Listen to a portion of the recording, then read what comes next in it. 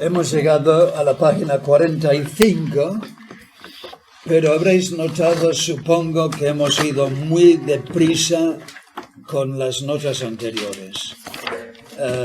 Yo lamento que siempre hay que hacerlo así. Lo bonito sería teneros aquí en una especie de escuela bíblica durante todo el curso e ir lentamente por cada página, leer bien todos los textos, todas las citas que yo he puesto en una parte y otra, hablar sobre ellas, aclararlas y, en fin, ir mucho más lento. Pero no hemos podido hacerlo. Por lo menos hemos leído una vez. Lo que realmente es necesario, si tomáis estas cosas en serio, es repasarlo. En casa tenéis los estudios completos, llevarlos a casa, volver a repasarlos, meditar bien en lo que se dice en cada página, mirar bien las citas, leerlas y componerlas dentro de la argumentación.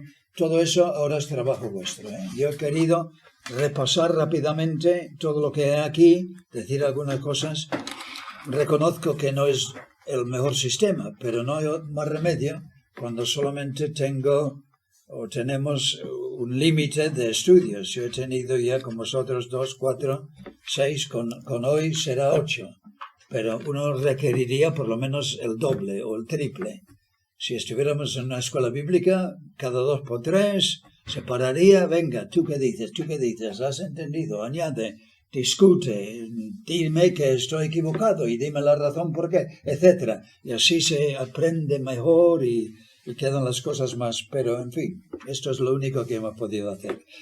En el página 45 yo pongo unos ejemplos sacados de este cuaderno. Si no lo tenéis, fue producido aquí por Juan López, que es de Cambroneras, y Manuel González, que es de La Carolina. Y lo tenemos aquí siempre. Yo he gozado mucho leyendo esto más de una vez. Y lo que me ha impresionado especialmente es lo que digo aquí, ¿no? Leyendo el interesantísimo cuaderno titulado Historia de la Iglesia Evangélica en Jaén, aquí en vuestra provincia. Bueno, no en la provincia de todos vosotros, pero aquí en esta provincia. Lo que Dios hizo aquí hace algunos años, hace 100 y pico años. Uno no puede por menos que quedar impactado y emocionado al ver cómo crecía la obra del Señor en toda esta gran zona durante la segunda parte del siglo XIX y la primera parte del siglo XX. Y eso a pesar de las dificultades de desplazamiento. Nadie tenía coche en aquellos tiempos, se iba mayormente andando o en bicicleta o a lomo de mula. Las largas distancias, los peligros de bandoleros y salteadores, la oposición constante de los curas, incomodidades de todo tipo, la guerra civil después y sus horrores e infinidad de cosas más. Oye, que la gente andaba a pie por la mañana desde Linares a Guarromán, en verano y en invierno. En verano comían un bocadillo debajo de un árbol a medio camino, les llevaba 2 o 3 horas, celebraban cultos en Guarromán, en casas que recibían, y después andando a pie otra vez de Guarromán a Linares. Eso no lo hace nadie hoy, pero lo hacían ellos, simplemente por llevar la palabra de Dios, por tener una reunión con unos cuantos vecinos analfabetos, y el Señor usó eso para gran bendición. Y peligro de bandoleros y salteadores, El dueño de las minas aquí en el Centenilio, bajando un poco hacia la Carolina a caballo, con un siervo suyo, fue rodeado de bandoleros, le llevaron, yo no sé, a monte arriba, le tuvieron yo no sé cuánto tiempo, amenazando de matarle si no pagaba la empresa, yo no sé cuántos, miles o millones de pesetas. Y estuvo varias semanas hasta que por fin se llegó a un arreglo y pagaron mucho dinero, y la mina quedó bastante dañada financieramente como consecuencia de esto. Esos peligros estaban aquí, pero la gente andaba por estos montes también con la Biblia, la palabra de Dios. Y lo que destaca una y otra vez en todo este relato es lo que vamos a llamar el factor Biblia, por eso yo lo pongo aquí. Con lo cual queremos señalar 2 cosas, que de parte de los misioneros, los obreros y los creyentes en general, el principal interés suyo, y casi se puede decir que era el único en cuanto a lo que a la obra de evangelización se refiere, era el de transmitir y dar a conocer la Biblia, la palabra de Dios. Y se nota que esos creyentes tenían un profundo respeto por y una enorme confianza en la Biblia, y que la conocían bien. Dos, que en cuanto a los que se convertían, era la Biblia lo que les impactó, y no otra cosa.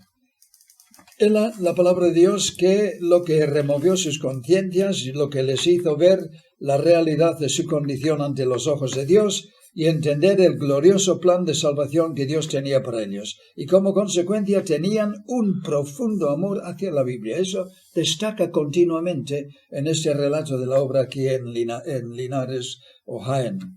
Se puede decir sin lugar a duda que toda la maravillosa expansión evangélica de esos años se debió a la palabra de Dios, la Biblia, y a su maravillosa y potente obra en los corazones de multitudes de personas con los cuales nos hemos de encontrar un día en ese glorioso mundo allí arriba. He aquí algunos ejemplos. Katie Anna de Hazelden. Hazelden, la familia Hazelden era la familia inglesa que comenzó la obra de la mina aquí a finales del siglo XIX. Y Katy era la esposa del dueño de las minas, aquí en el Centenillo, y de ella los cronistas de arriba mencionado, del arriba mencionado cuaderno, escriben lo siguiente.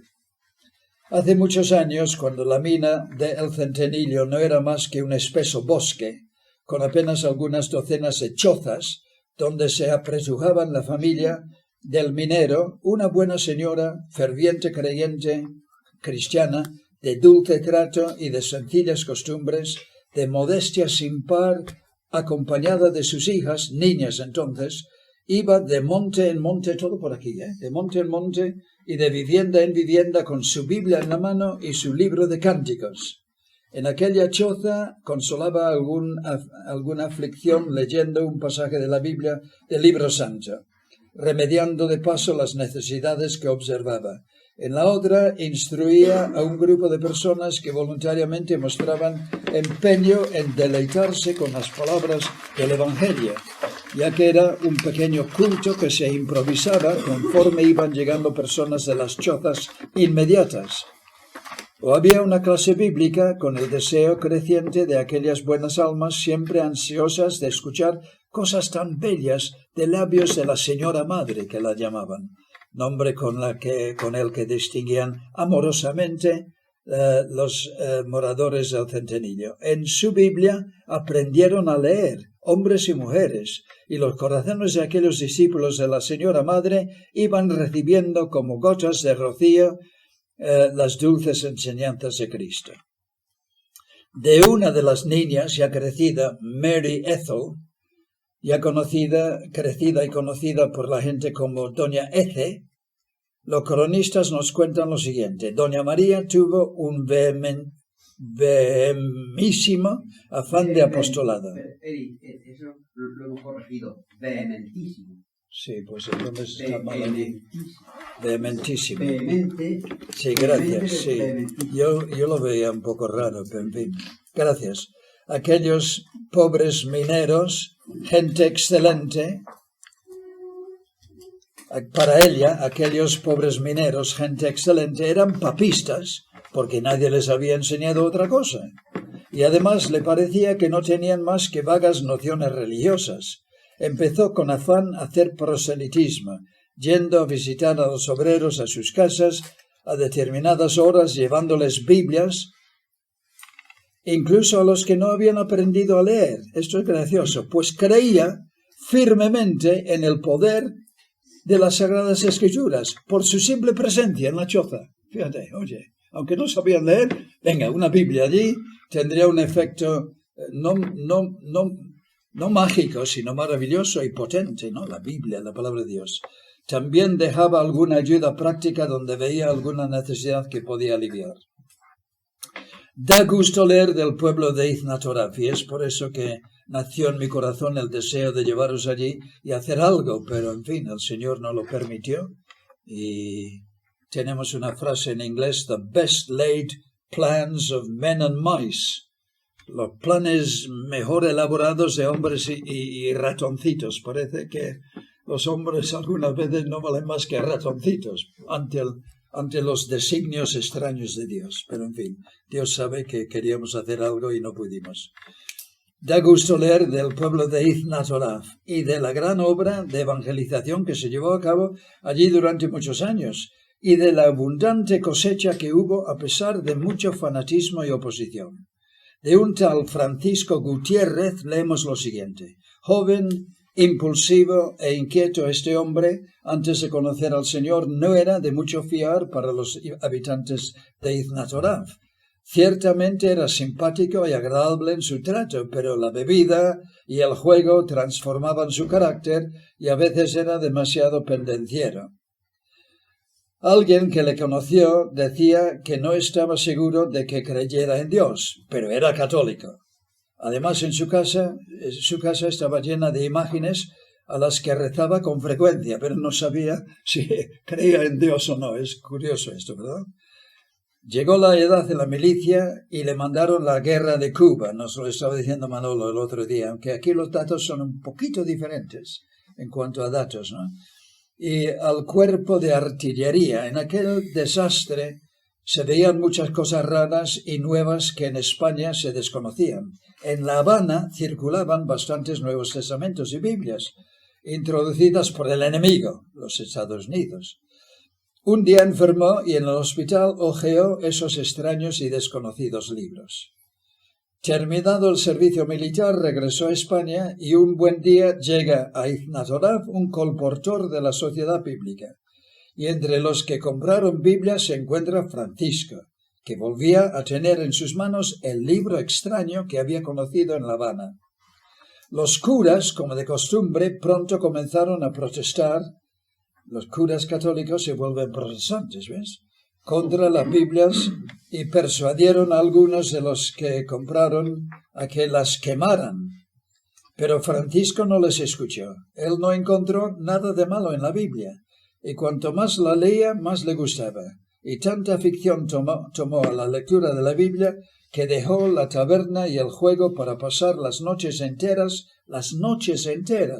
un inconverso, leyendo en su casa la Biblia.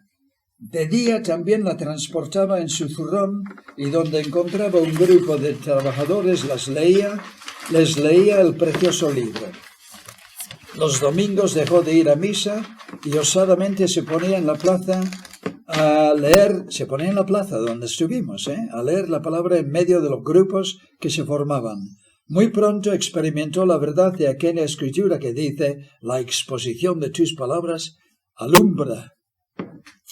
La lectura de los 10 mandamientos le abrió mucho los ojos y tiró de su casa todos sus ídolos, incluyendo una imagen de especial devoción a la que había orado mucho cuando tenía necesidad de ganar en el juego.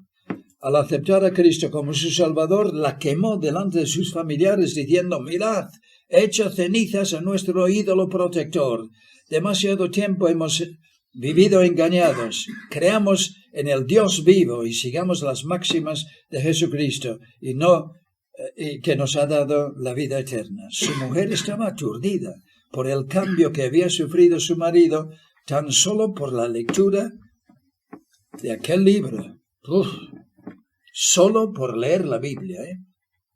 Cuenta el cronista cómo, con las muchas energías que poseía, se puso a propagar sus convicciones organizando la simple lectura de la Biblia, muchas horas, con comentarios por las casas, siendo muchos los hombres que siguieron sus pisadas. Se aumentó la oposición, perdió su empleo y los curas influenciaron al pueblo de tal manera que nadie le daba trabajo. Ante tal presión, consideró lógico entablar unos coloquios con sus opositores, cosa que se hizo durante todas las noches de una semana en la casa de cierto personaje, allí en Iznat Oraf, asistiendo los 3 curas del pueblo, 8 o 10 propietarios y él. Este grupo no tuvo argumentos ante las ideas de nuestro protagonista, que, ayudado por su Biblia, debatía cada punto. intentaron callarle ofreciéndole la nada despreciable cantidad en aquellos tiempos de 3.000 pesetas, siglo XIX, para que se estableciera y se tranquilizara en una tienda de comestibles. Venga, le iban a dar un negocio. Y estaba sin trabajo y tenía familia, imponiéndole solo una condición, la de esconder su vieja Biblia y no testificar nunca más. Todo eso era muy sencillo, su seguridad a cambio de su fe. Arrogante, se levantó ante todos ellos y dijo: si tuviera esta sala llena de monedas de oro y me lo ofrecierais, la rechazaría. No vendo mi alma por nada del mundo. Eso en el pueblecito de Iznat Toraf, Por eso a mí me impactó mucho cuando yo leí todo esto. Otro que adquirió un ejemplar allí en Iznat Toraf en aquella ocasión, en el año 1871, era el joven Luis Vicente, que en aquel momento tenía, parece que los cronistas no saben muy bien, entre 10 y 15 años. De él leemos lo siguiente, un jovencito, Este joven había sido muy aplicado en la escuela y sabía leer muy bien. Cualquier libro o folleto que caía en sus manos lo leía y releía porque no había mucho en aquel entonces. Cuando analizó los evangelios del Colportor, tuvo más motivos para interesarse por dichas lecturas, ya que allí se contaban cosas sumamente interesantes y además concernientes a la vida eterna. Se juntó su deseo con las deficiencias de sus mayores que apenas sabían leer, y rodeando la mesa camilla, todos los días escuchaban las lecturas de Luis Vicente, un muchacho de 12 o 13 años, o 14. 3 meses le ocupó la lectura de su primera Biblia. Con pocos años, este joven leyó toda la Biblia. ¿Lo habéis leído todavía vosotros?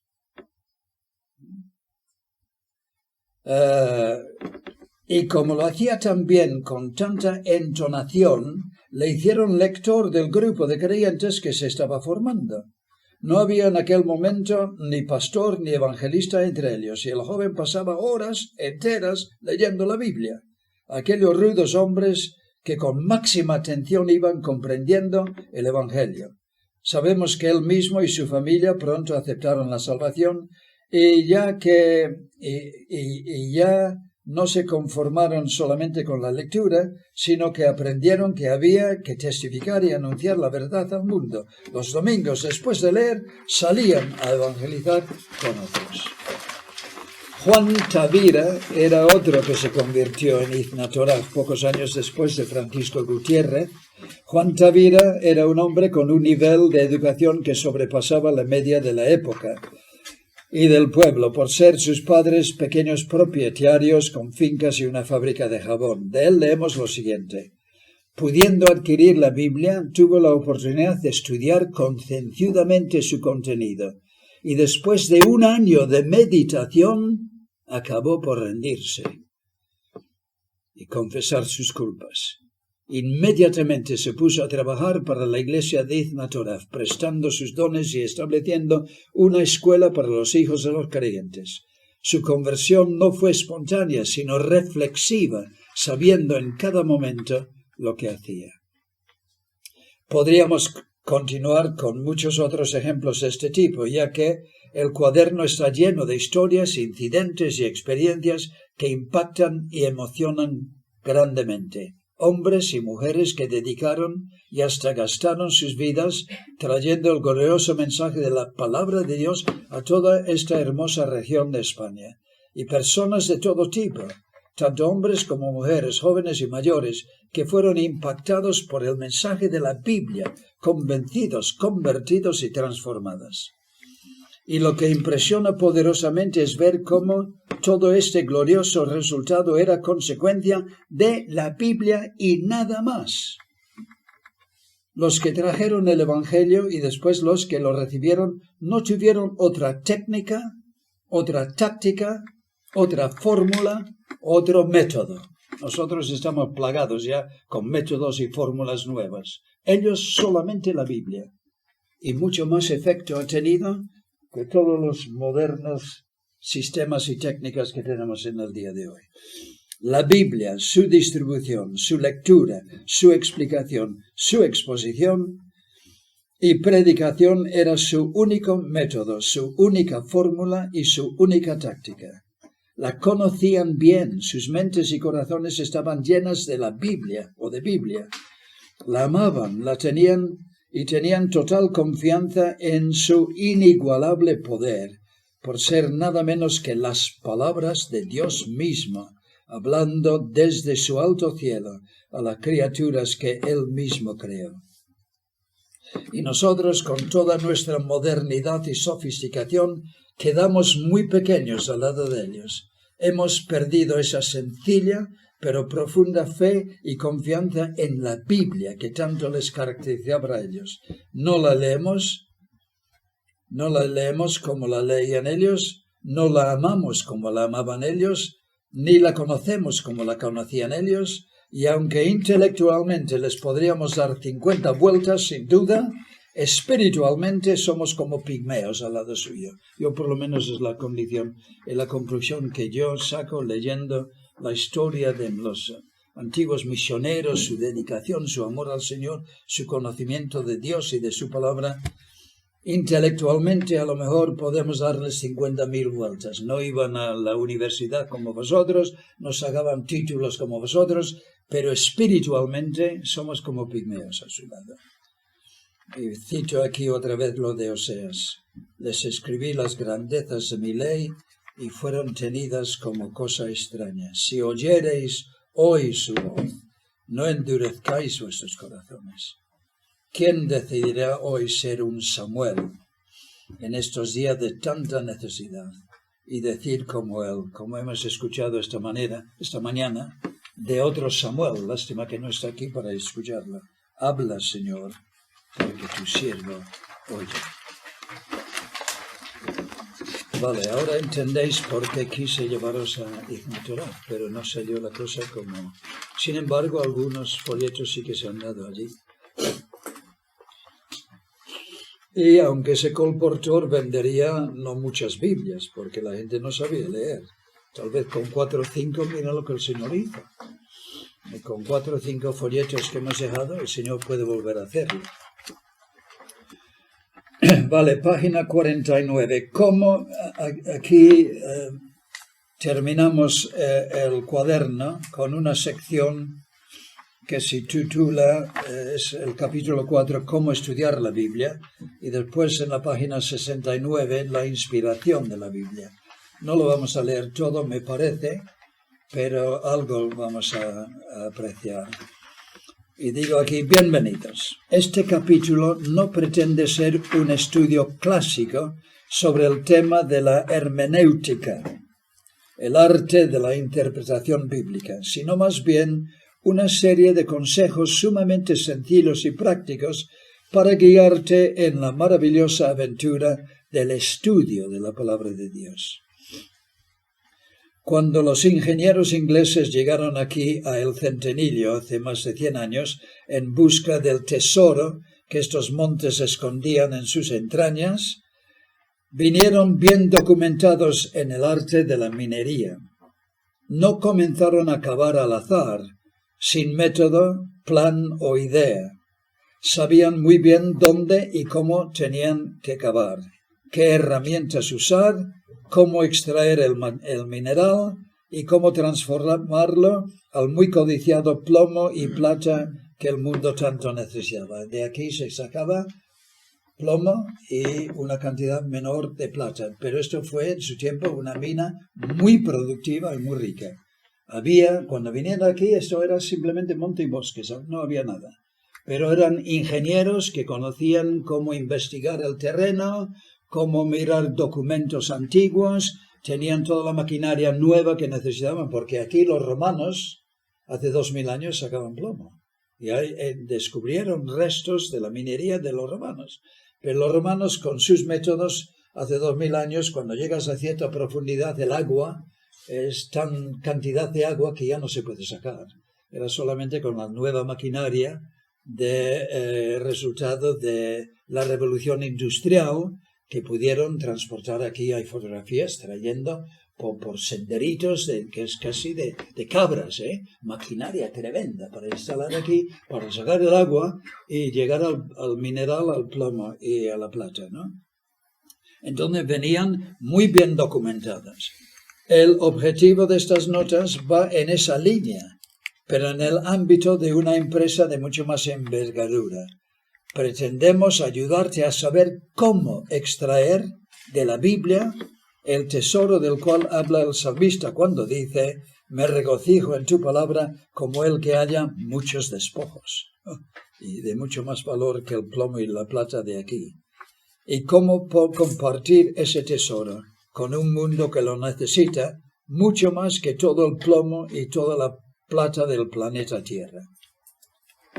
Bendiciones, bienvenidos y bendiciones. Consejos prácticos. ¿Cómo comenzamos esta cuestión de un estudio ahora serio de la palabra de Dios? Cultiva actitudes correctas. Como en todas las disciplinas de la vida, tu actitud mental frente al estudio de la Biblia jugará un papel importantísimo. La exhortación de Romanos 12:2 de ser transformados por la renovación de nuestra mente cobra una importancia especial en este terreno. He aquí 7 áreas donde tendrás que examinarte muy sinceramente al acercarte al estudio de este sagrado libro. Primera cosa, motivación. Recuerda que la Biblia es primordialmente la autorrevelación de Dios. Aquí el eterno y soberano Dios creador de este inmenso universo se está dando a conocer. La Biblia, por lo tanto, no existe, esto es importantísimo, en primer lugar, para enseñarte teología sistemática o esquemas escatológicos, ni tampoco para facilitarte el sermón que te toca dar el próximo domingo o la clase de la escuela dominical que te toca también el domingo. Existe, esto ya lo he dicho, pero es tan importante que lo digo otra y otra y otra vez.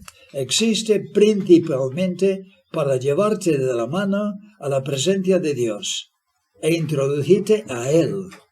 Y esto con el fin que le conozcas, que seas transformado de gloria en gloria en su misma imagen, como por el Espíritu del Señor. 2 Corintios. Mentalízate para esto, recordando de nuevo las palabras del Señor en Juan 5:39, que también os hemos leído con vosotros. Vosotros escudriñáis las Escrituras porque creéis que en ellas tenéis algún beneficio simplemente en ellas, pero no, ellas son las que dan testimonio de mí y no queréis venir a mí, entonces todo el estudio de la Biblia inútil. Y orando, Señor, sobre todo revélate a mí, enséñame más de tu gloria, de tu gracia y de tu grandeza, háblame y atráeme más a ti. Y enciende en mi pobre corazón un amor más sincero hacia ti y una devoción más apasionada a tus intereses en este mundo. ¿Cuántas historias tristes hemos escuchado? De muchachos y muchachas también, supongo, pero los muchachos que después toman el liderazgo en una iglesia porque han ido a una escuela bíblica, han estudiado teología, saben más que todos los demás que los tienen como ignorantes y vienen a tomarse cargo de la iglesia y llenos de vanagloria. Oye, eso es todo lo contrario de lo que debe de ser la actitud de un creyente. Venimos a conocer a Dios y humillarnos delante de Dios y ser transformados en su misma imagen. Y lo de teología sistemática y esquemas escatológicos que vengan en segundo o tercer lugar. Lo importante es encontrarnos con Dios y ser transformados en su misma imagen. 2. Honestidad intelectual. Una de las cosas que más perjudica el entendimiento de la palabra de Dios son prejuicios, las ideas o conceptos y nociones preconcebidas. Vengo a la Biblia con mis conceptos ya preconcebidos. Pero esto es parte del bagaje que todos llevamos encima. debido a las 1001 cosas de la vida que nos condicionan sin que nos demos cuenta. Los discípulos de Lucas 24 ilustran este problema. ¿Os acordáis, no? Los dos caminos de Emmaus. No, pero ¿no has oído lo que ha pasado aquí de Jesús de Nazaret? Es que nosotros pensábamos que era el Mesías y que iba tal, pero todo ha fracasado. Y nosotros estamos con el gozo, nuestro gozo en un pozo. Bueno, ¿a dónde voy con esto? Condicionados por sus prejuicios o preferencias nacionalistas, tenían una visión muy parcial de cómo sería el Mesías y el reinado mesiánico, el reino mesiánico. Que el Mesías va a venir y si es el Mesías va a echar fuera enseguida a los romanos, montar su reino y nosotros vamos a tener posiciones de importancia en su reino, uno a su derecha y el otro a la izquierda. Pero no ha funcionado, oye. Llegado el momento de la verdad, le cogen, le ponen la cruz y no se puede salvar ni a sí misma. Como consecuencia, saltaron olímpicamente por encima de muchos pasajes bíblicos que les hubiesen dado una visión más amplia y equilibrada del programa mesiánico. Porque el programa mesiánico decía que el Mesías iba a venir 2 veces y que la primera vez tendría que morir para solucionar el problema del pecado, porque si eso no se soluciona, nunca va a haber un paraíso aquí en la tierra. El resultado fue que no entendieron nada de lo que había pasado en Jerusalén 3 días antes, y como consecuencia, como dice el viejo himno, toda esperanza muerta, ya creyeron sepultar con él. La bien merecida reprimenda del Señor en Lucas 24, 25 al 26 nos está diciendo que para tener una visión amplia y correcta de lo que Dios nos quiere comunicar en su palabra y para no caer en puntos de vista parciales y desequilibrados, es necesario conocer y hacer caso a toda la palabra de Dios. Oh insensatos y tardos de corazón para creer todo lo que los profetas han dicho. Y comenzando desde Moisés y siguiendo por todos los profetas, les declaraba en todas las escrituras lo que de él decían. ¿Veis? Sobre cada un punto de estos podríamos dialogar largo y tendido, porque son muy importantes estos puntos. Tercera necesidad, disciplina. No dudes que el estudio de la Biblia implicará trabajo. Y ya que desde la caída todo trabajo, incluyendo el trabajo intelectual, es costoso. Y eso lo sabéis vosotros, ¿verdad? Que estáis estudiando. Hay gente que piensa, no, como tu esposo, lo oíamos alguna vez en un principio, ¿no? A Inga, no, como tu esposo no trabaja, tu esposo y yo, como estaba en la obra, tu esposo no trabaja y está todo el día en el despacho leyendo simplemente, pues mira, que lo haga él. Y hay pocas personas, solamente los que se ponen a ello, que saben que el trabajo intelectual es muy agotador también. Eso lo sabéis, ¿verdad? Muy bien. Es costoso, implicará esfuerzo, sudor y hasta lágrimas, tal vez. Por lo tanto, necesitará la imposición deliberada de una disciplina en tu vida, porque si no, la cosa no funcionará. Algunos encuentran que esa disciplina se logra acudiendo a una escuela bíblica. Estos pensamientos hemos tenido con Benjamín ayer hablando de estas cosas, pero aquí están repetidas, ¿verdad? Algunos encuentran que este factor de disciplina se logra acudiendo a una escuela bíblica durante 2 o 3 años. Las clases diarias, los trabajos escritos, el horario metódico, el ambiente, los demás estudiantes, los profesores, la biblioteca, todo contribuye a un estudio serio y disciplinado. Pero no todos pueden ir por ese camino y no todos quieren ir por ese camino. Y que conste que tampoco es necesario ir por ese camino. Esto es importante, ¿eh? Que no penséis, hombre, la meta ideal y única es escuela bíblica. No es necesario. Yo decía a Benjamín ayer lo que vamos a leer aquí. Hoy en día abunda material bíblico de todo tipo en nuestras librerías evangélicas. Libros, comentarios, diccionarios, diferentes versiones de la Biblia, cintas, CDs, DVDs, Y unas cuantas cosas más. Cuando yo vine, o cuando vinimos a España en el 60, no había nada de nada. Unos cuantos libros de Don Ernesto Trenchard y para de contar, ¿verdad? Pero ahora hay de todo. Todo lo que vas a aprender en la escuela bíblica está en las librerías evangélicas. Todo lo que la Biblia te puede enseñar en una escuela bíblica está al alcance de todos hoy en día.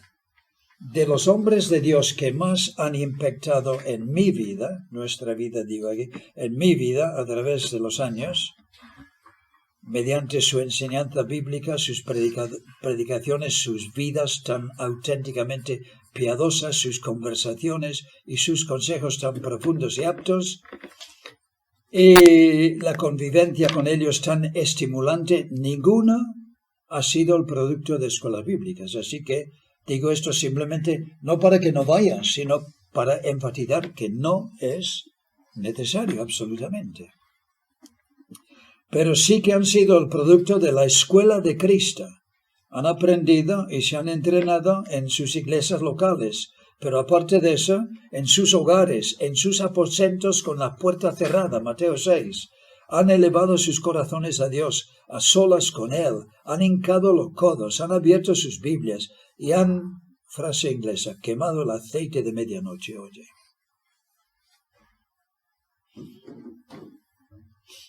Ha significado para ellos disciplina y también sacrificio, pero como consecuencia Dios les ha usado para abrir los ojos de multitudes de creyentes hacia los maravillosos horizontes de sus gloriosos propósitos de Dios, así enriqueciendo grandemente sus vidas y estimulándoles a una vida de devoción y servicio para el Señor. Os conté ayer, me parece, la historia de Harold St. John. Oh, hermano St. John, yo daría el mundo para conocer la Biblia como lo conoce usted. Hermana, es el precio que yo he tenido que pagar, el mundo. Oh, pues eso es mucho perder. Sí, pero el que gana este mundo, perderá allí. El que está dispuesto a perder aquí, que son 5 minutos, y tesoros que se quedan aquí en un mundo que va a desaparecer en cenizas, tendrá galardón eterna y herencia eterna allí. Ahora, de acuerdo que esta cuestión de la imposición de una disciplina particular en tu vida en cuanto al estudio de la Biblia no es del todo fácil. Muchas veces nos pasa lo que dice el Señor en Mateo 26, el espíritu a la verdad está dispuesto, pero la carne es débil. He aquí, por lo tanto, 6 sugerencias, simplemente prácticas, para ayudarte en esta cuestión de tan vital importancia de cómo imponer una disciplina en mi vida frente a la demanda del estudio de la Biblia. Programa tu día cuidadosamente, reservando un determinado tiempo cada día específicamente para la lectura, la meditación y el estudio de la Biblia. Recordar la encuesta de las 8 horas, ¿cómo las gastamos? Pues programa cuidadosamente y no malgastes el tiempo. 2. Adopta un plan coherente de estudio sistemático. 3. Ponte bajo la supervisión de alguien competente que pueda repasar tu trabajo con regularidad, cada 7 o 15 días, por ejemplo. 4. Estudia a veces con otra persona. Esto yo sé que algunos estudiantes lo hacen, preparando para exámenes, oye, para otro, nos estimulamos mutuamente, ¿no? Estudia a veces con otra persona, de ser posible con alguien de mayor madurez espiritual que tú. 5. Busca un compromiso en tu iglesia, ayudando en la escuela dominical, clase de jóvenes o algo semejante. O comienza tú mismo un estudio bíblico regular con tus amigos inconversos, sin abandonar, por eso, los cultos regulares de tu iglesia, que conste. 6. Adopta la costumbre de conversar con otros creyentes sobre la Biblia y temas bíblicos, sobre todo sobre el mensaje que acabáis de escuchar en la iglesia. Por ejemplo, una buenísima costumbre. En mi juventud, el domingo era domingo. Oye, y nosotros hemos criado en tiempos más modernos, nuestros hijos lo mismo, porque yo fui criado así. El domingo es domingo, es día del Señor. De juguetes y de cosas normales de cada día, nada. Oye, ¿qué vamos a hacer? Bueno, oye, hay libros, teníamos nosotros, para nuestros hijos también, hay libros evangélicos de historias muy sencillas para cuando son muy pequeñitos, y tipo de cosa que emplean en la escuela dominical. Vamos a cantar juntos himnos con el piano, vamos a invitar después a los jóvenes por la noche a que vengan a casa, toda clase de cosas. Y entonces en mi juventud, después de los cultos, oye, todos vestidos de ropa de domingo, como vosotros estabais tan guapos, la mayoría de ellos, el domingo, de vosotros el domingo. Y después del culto, bueno, ¿qué vamos a hacer? ¿Jugar al fútbol? No, señor. Ir a la piscina, no señor, ir de paseo simplemente en mi juventud, y hablar, oye, de lo que hemos oído esta mañana, o lo que ha dicho el hermano tal, o cómo estás, dónde estás estudiando de momento, en Juan capítulo 13, cómo ves esto y tal, enriqueciéndonos el domingo. Y cuando llegamos a Valladolid, la primera sorpresa es ver cómo la gente venía al culto, algunos con el periódico de domingo, madre mía, nosotros eso ni hablar. Y después a la piscina o al río para bañarse, o al monte o a la finca para jugar al fútbol. Diréis, Eric, tu educación y tu mundo era demasiado atrasado y demasiado estricto. A lo mejor, pero solamente os voy a decir una cosa. Mi mundo de joven, el mundo de mi juventud, sacó mucho más obreros y misioneros a la obra del Señor que vuestro mundo en el día de hoy. Muchos más. Hombres y mujeres realmente dedicados, con un conocimiento de Dios, de su palabra, que sabían manejar las cosas espirituales. Muy exagerado tu mundo, a lo mejor en algunas cosas sí, pero produjo mejores hombres y mujeres de lo que estamos produciendo en el día de hoy. Eso es lo único que puedo decir. 4. Humildad. Lo más importante para el estudio de la Biblia no es la erudición académica, sino un espíritu humilde y reverente. La Biblia no revela sus tesoros a los irreverentes, a los autosuficientes, a los sabiondos o a los superficiales, ni tampoco a los que vienen deprisa corriendo simplemente para cubrir una responsabilidad puntual. Acércate siempre a la Biblia, aun cuando llegues a ser un gran teólogo, con las palabras de Pablo resonando en tus oídos. Y si alguno se imagina que sabe algo, aún no sabe nada, como debe de saberlo. Esto implicará un espíritu de oración para que recuerdes en la presencia de Dios quién eres tú, polvo, y quién es Él, el soberano y eterno creador, dueño del universo entero y todo lo que en ello hay. Hay pocas cosas que impiden tanto el auténtico progreso en la escuela de Cristo como es el espíritu de autosuficiencia, especialmente peligroso en ciertas etapas de la vida cuando nos creemos capaces de comer el mundo entero, además solos.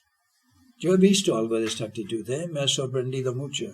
No quiero decir que yo estoy libre de todas estas cosas, pero lo he visto y me ha apenado mucho. Huye por tu vida de tal actitud que dice, que la actitud que dice, o que por lo menos que piensa, a mí nadie me puede enseñar nada, mucho menos esta gente de aquí, con pocos estudios y cultura.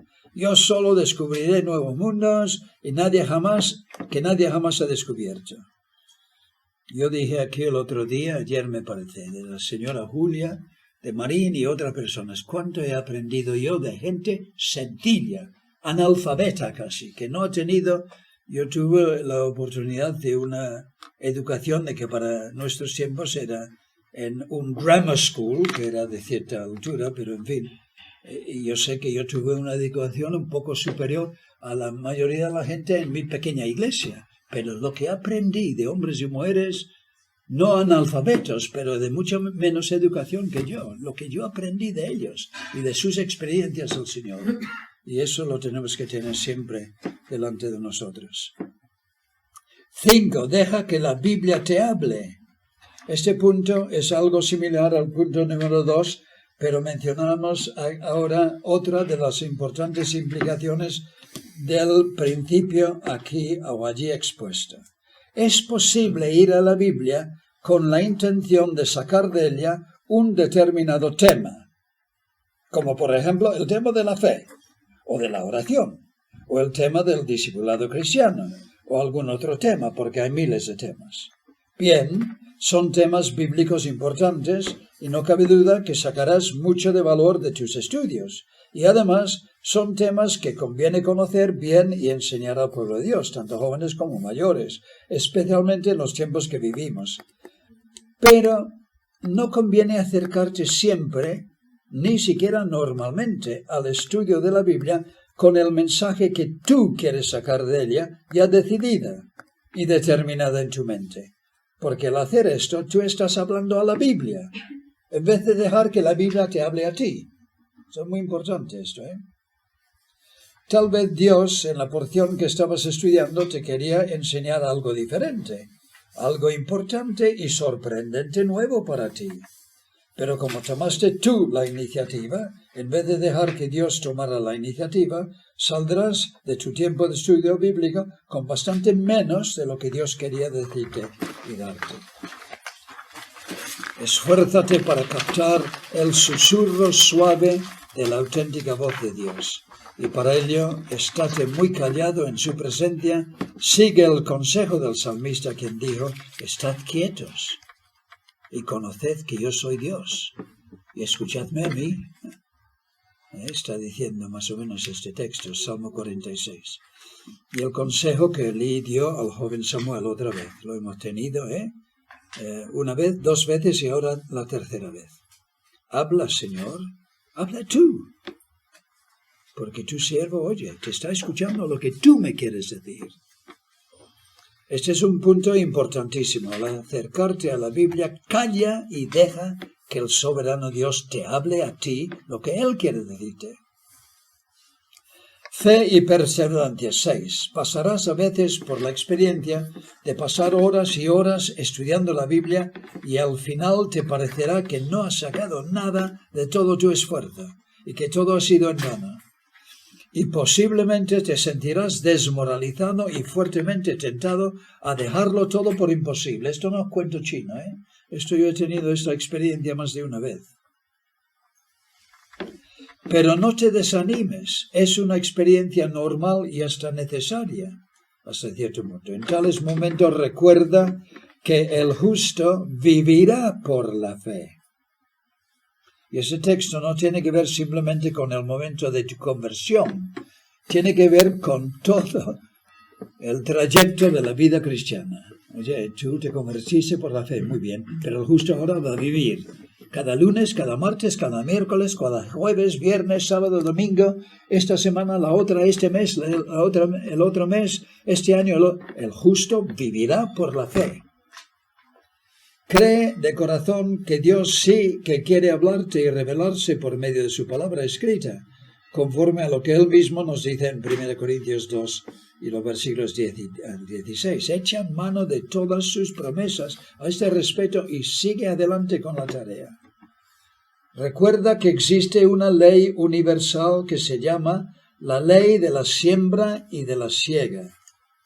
Y de esto habló el Señor en Marcos 4, 26 al 29. Implica un periodo imprescindible que puede ser más o menos largo de siembra, que eso lo tienes que hacer tú, y de germinación, que eso pasa casi automáticamente, sin que tú tengas que hacerlo necesariamente, antes de que pueda haber cosecha. El estudio cuidadoso de la Biblia con oración, aplicación y constancia es el periodo ineludible de siembra y germinación. Luego, ineludiblemente, llegará la cosecha. Y cuando por fin te vas dando cuenta cómo la palabra de Dios comienza a desvelar sus tesoros ante tus ojos, te darás cuenta que todas esas horas de estudio, aparentemente estériles, estaban aportando, aunque de forma inconsciente, el germen vital de toda la rica cosecha que ahora vas ganando o gozando. Así que tu trabajo, como dice, 1 Corintios 15, 58, no era en vano. Dios además te dejará esperar a veces deliberadamente, por otra razón, para ver si actúas en serio buscándole a Él de todo corazón o si tu motivación es otra, una motivación puramente profesional. Por ejemplo, simplemente buscando información teológica o de simple curiosidad o egoísmo o de encargo o de rutina simplemente. Dios no revela las riquezas de su palabra a los tales. Dios habla y revela y se revela a los que le buscan a Él de corazón y con sinceridad. Examínate siempre para asegurar que esto sea tu principal motivación. No puedo enfatizarlo demasiado, como ya hemos apuntado en el primer apartado. Dios también te dejará esperar a veces para enseñarte que de verdad no sabes nada, aunque pensabas que sí. Que en cuanto a los tesoros de su palabra y la grandeza de sus propósitos para las edades venideras, increíblemente gloriosos propósitos, dependes totalmente de lo que Dios te quiera revelar y ni por un momento de tu humana sabiduría.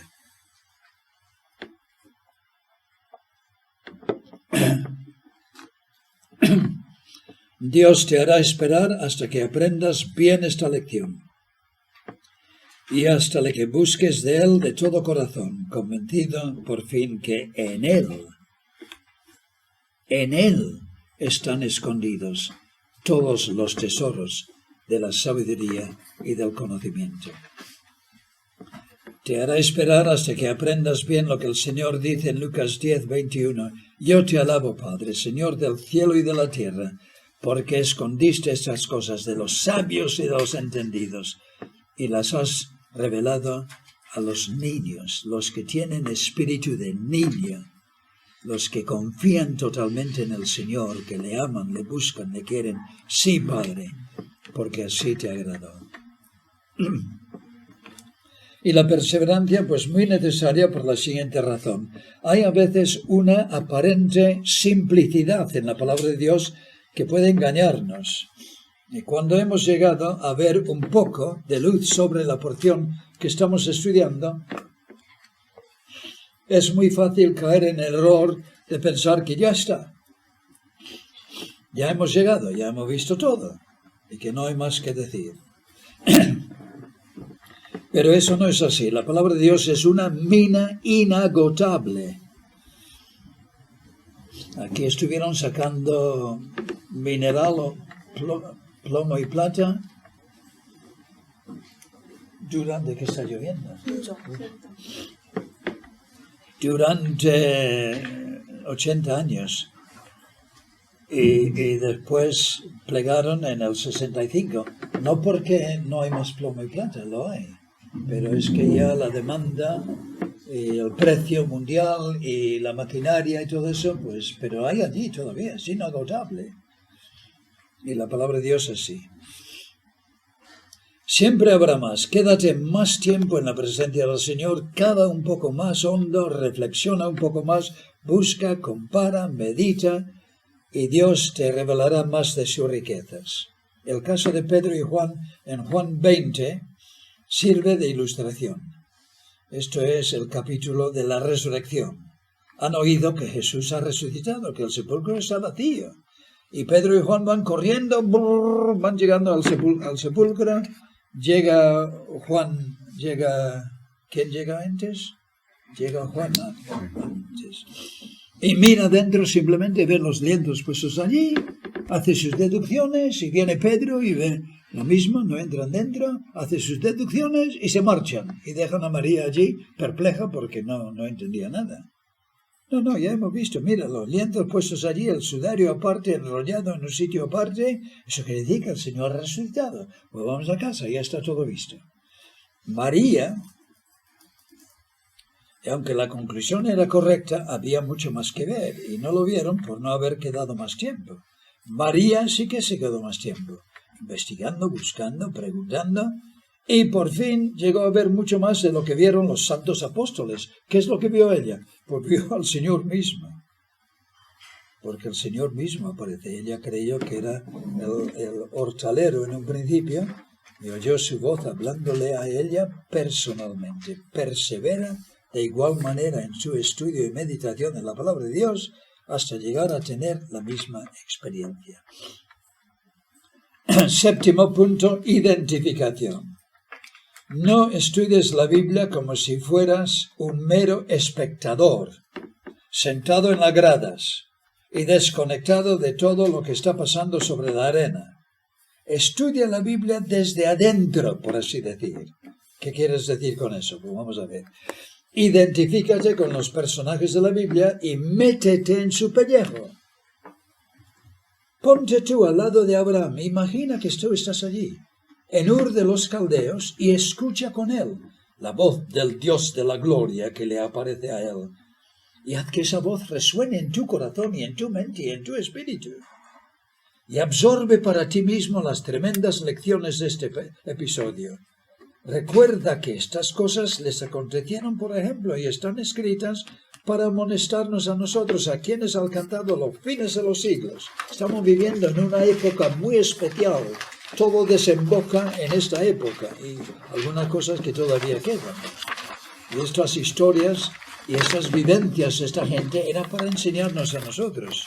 Colócate entre el pueblo de Israel para sentir en tu alma los desafiantes mensajes de los grandes profetas de Dios, apelando a la gente a dejar de una vez los ídolos, las impurezas, las juergas, las infidelidades y las 1001 vanidades de las naciones a su alrededor, y que sean un pueblo diferente de verdad, pueblo de Dios, reflejando su carácter, sus valores y sus virtudes, las virtudes de Dios, y no los falsos de los falsos Dios y de los demás. Vaya mensaje más necesario para el pueblo de Dios en el día de hoy. Yo no sé si tú te has colocado alguna vez entre la multitud allí con Elías y los profetas de Baal, ¿eh? ¿Te has puesto allí alguna vez en el escenario? Escuchando las palabras de Elías, la actividad de los profetas de Baal, los bailes y las danzas, los desafíos de Elías, riéndose de ellos, y yo aplaudiendo, sí, muy bien Elías, venga. No, normalmente no cogemos de la lectura nuestra, todo el énfasis del desafío y de ¿cuál es la palabra que quiero? Del desafío de Elías y de la burla que está haciendo de Baal. Porque la Biblia usa eufemismos. ¿Sabéis lo que son eufemismos? Un eufemismo, explícalo tú, Pedro. ¿Qué es un eufemismo? Una palabra que no es exactamente la que quieres decir, pero que se supone, por delicadeza, se usa otra frase que no es tan cruda. A lo mejor está haciendo pis, no me digas. Sí, se ha ido de camino. Ha ido de camino para ponerse detrás de un árbol y hacer sus necesidades. Esto es vuestro Dios. A lo mejor está haciendo pis, o se ha ido de viaje, o está dormida. Sí, muy bien, Elías, venga. Muy buen mensaje. Hay un Dios solamente, confía en Él. Colócate tú en esos escenarios y escucha tú la voz de Dios y sopesa tú los argumentos de Elías. Escucha boquiabierto con la gente en Capernaum las maravillosas palabras de Jesús de Nazaret hasta que te quedes como ellos asombrado ante lo que estás oyendo y viendo y constreñido como ellos muchas veces a glorificar a Dios en su alto cielo. Siéntate tú en un banco en la iglesia de Corinto y escucha con la gente de allí la lectura de la carta recién llegada del apóstol Pablo y piensa mientras escuchas, esto me lo está diciendo a mí, no solamente a ellos, a mí. ¿Seré yo todavía un niño espiritual en vez de un creyente maduro? ¿Estaré yo con mi conducta siendo causa de división en la iglesia en vez de unidad y armonía? ¿Estoy yo envuelto en litigios y problemas con algún hermano? ¿Hay impurezas e inmoralidades en mí? ¿Tengo yo actitudes incorrectas en cuanto a la autoridad de Pablo y la validez hoy en el siglo XXI de sus enseñanzas como apóstol del Señor? Porque se está cuestionando en el día de hoy. ¿Habéis oído? No, eso es solamente Pablo, eso es Pablo. Y Pablo, oye, eso es muy, muy serio hablar así. Pero muy serio. El que te rechaza a ti como apóstol del Señor, me rechaza a mí, dice el Señor. Así que haz tus cálculos. Mi comportamiento en las reuniones de la iglesia es así como dice Pablo y como enseña, como contesto. Otro punto, conoce la materia. Es el estudio eficaz de cualquier tema o disciplina de la vida requerirá siempre un amplio conocimiento de la materia en cuestión. Y esto implicará una amplia lectura de lo que se ha escrito sobre el tema. Cuanto más amplia, mejor. Y ocurre exactamente lo mismo con la Biblia. Es necesario entender que aunque la Biblia se compone de 66 libros escritos por unos 40 autores diferentes, no por eso tenemos entre las dos tapas de la Biblia 66 historias diferentes, ni siquiera 40, sino que tenemos una sola historia y un solo y glorioso mensaje. Porque detrás de esos 40 autores humanos hay un autor divino, dirigiendo e inspirando a esos 40 autores con el fin de revelarnos un glorioso mensaje, la historia de la redención. Alguien ha comentado sobre la evidente unidad orgánica de los 66 libros de la Biblia y ha dicho, libros separados por siglos en cuanto a su composición, parecen haber sido diseñados deliberadamente con el fin de complementarse e iluminarse mutuamente. Efectivamente, porque en la Biblia Dios nos está revelando paso a paso y con pinceladas cada vez más gloriosas su más maravilloso plan para la salvación de sus criaturas, la restauración de todo lo que ha quedado dañado por el pecado, el restablecimiento un día de su glorioso reino en este desquiciado mundo y muchas más cosas. ¿Qué quiere decir esto? Quiere decir que necesitarás imprescindiblemente adoptar la costumbre de una lectura constante de toda la Biblia, y no simplemente de una parte de ella. No solo para llegar a entender bien el mensaje central de la Biblia, sino para llegar a conocer bien al Dios que te está hablando. Recuerda que Dios comienza a revelarse a sí mismo en el Antiguo Testamento y no en el Nuevo. Y que comienza la revelación de su mensaje para nosotros en Génesis y no en Mateo. Presta, por lo tanto, mucha atención a la lectura constante del Antiguo Testamento y no solo al Nuevo Testamento. Así que envuelve constantemente tu estudio de cualquier libro o porción de la Biblia con una constante lectura de toda la Biblia. Le verás así como según va subiendo la marea de un conocimiento general de la Biblia más completo, el estudio de cualquier parte de la Biblia te será mucho más fructífero. Esto es importante, que Dios comienza a revelarse en el Antiguo Testamento. Conceptos de la grandeza, de la gloria, de la unicidad, de la sabiduría, del poder de Dios, estos conceptos fluyen en el Antiguo Testamento. Tanto es así que algunas personas dicen, no, a mí me gusta mucho más el sencillo Jesucito del Nuevo Testamento que no el Dios del Antiguo. Oye, el Jesús del Nuevo Testamento es el Dios del Antiguo Testamento, ¿eh? Y para tener conceptos primarios y correctos de Dios en toda su grandeza y poder y en todo su, todos sus atributos, es necesario empaparte bien con el Antiguo Testamento.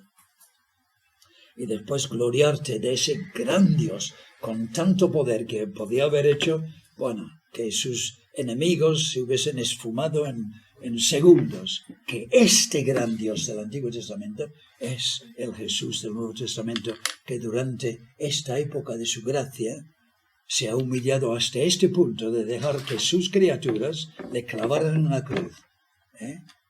Pero el día del Señor vendrá grande y terrible, dice la palabra de Dios. Diferentes tipos de literatura. Bueno, vamos a saltar esto de momento. Si hay tiempo más adelante en el segundo estudio lo haremos. Diferentes tipos de literatura. Página 57.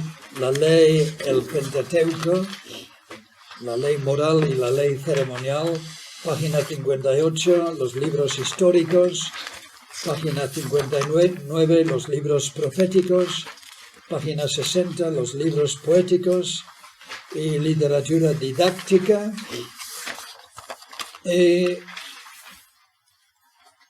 Parábolas. Yo quisiera hacer algo con vosotros sobre esto de parábolas, pero lo haremos en el próximo estudio. Vamos a saltar, leer simplemente de momento. No, lo de parábolas lo vamos a dejar, pero en la página 61... tener en cuenta que la Biblia emplea lo que se llama lenguaje fenomenológico. Con lo cual queremos decir lo siguiente. Cuando los escritores de la Biblia describen el universo, por ejemplo, no suelen usar términos técnicos y de precisión científica. Usan términos y lenguaje que describe el fenómeno tal y como lo observa y lo entiende el pueblo llano. Por lo tanto, hablan del sol, los escritores de la Biblia, hablan del sol que se levanta por la mañana, que recorre la bóveda del cielo y que se acuesta al final del día, apresurándose después para volver al lugar de donde se levantó de nuevo. Salmo 19, Salmo 50, Eclesiastes 1, etc. Esto no quiere decir que la pobre gente de entonces eran ignorantes, como algunos alegan, precientíficos, que pensaban que la Tierra es el centro del universo y que el Sol giraba alrededor nuestro, en vez de viceversa. Es simplemente que ellos usaban este lenguaje fenomenológico de forma natural y comprensible, exactamente como nosotros también hacemos en pleno siglo XX. ¿De qué otra manera describiríamos lo que llamamos una puesta del sol? Y lo que los científicos mismos llaman el día de hoy puesta del sol. ¿De qué otra manera lo diría? Tú intenta describirlo de una forma científica y a ver cómo lo puedes hacer. No, es que se describe de forma fenomenológica el fenómeno tal y como nos parece a nosotros. Pero eso no quiere decir que de científicos no eran nada, que eran precientíficos y que no tenían ni siquiera dos dedos de frente. La Biblia emplea sencillamente lo que hasta los científicos de hoy usan, hablan de la puesta del sol en el día de hoy, que es lenguaje puramente fenomenológico. Bueno, casi se ha ido el tiempo. Mira, hay 6 minutos para hacer preguntas o observaciones. Si queréis, y después seguiremos más adelante con algunas cosas que yo quisiera hacer algo de las parábolas y volver a la parábola de el mayordomo infiel para ver si ajustamos un poco mejor la enseñanza de esa parábola.